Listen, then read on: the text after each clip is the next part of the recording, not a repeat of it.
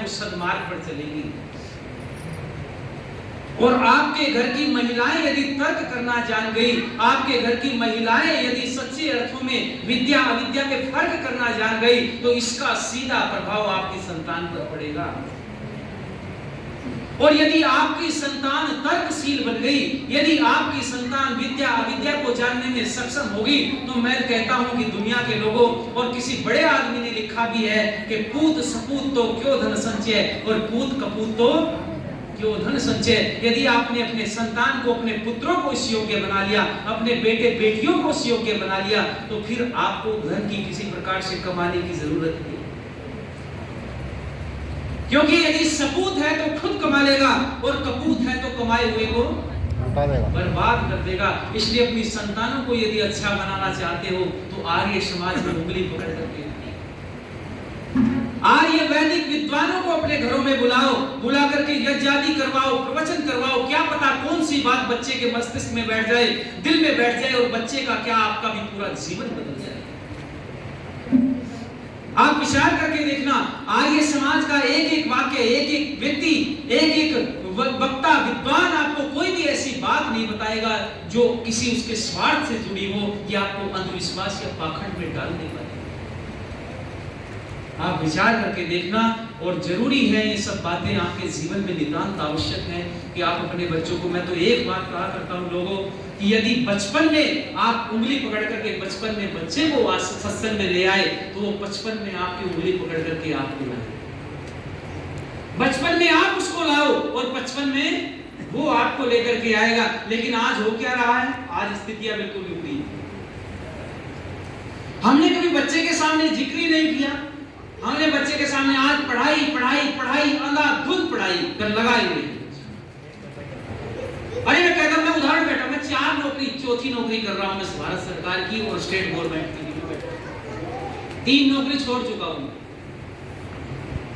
और मैं सत्य कहता हूं कि मैंने एक दिन भी जो अपने पिता से सीखा, जो अपने दादा से सीखा, और जो अपने आर्य सन्यासियों से सीखा, विद्वानों से सीखा, वो यही सीखा है कि आपकी बुद्धि भी तीव्र तब बनेगी जब आप तर्कशील बनेंगे।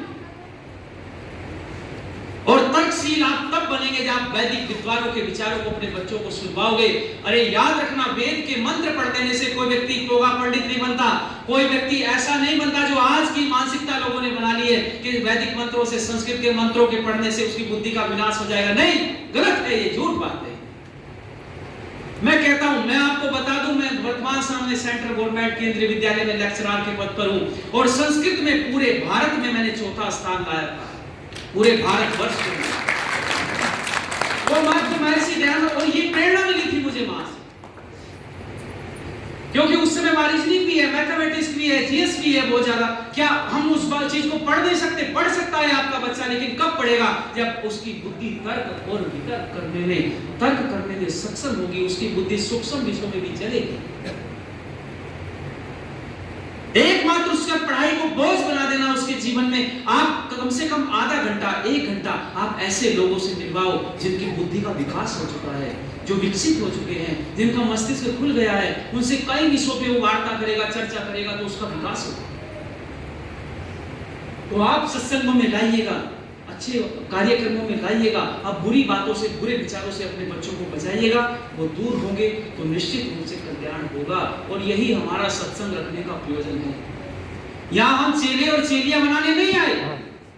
आर्य समाज किसी भी प्रकार से, इस प्रकार की भ्रांति से दूर भागी।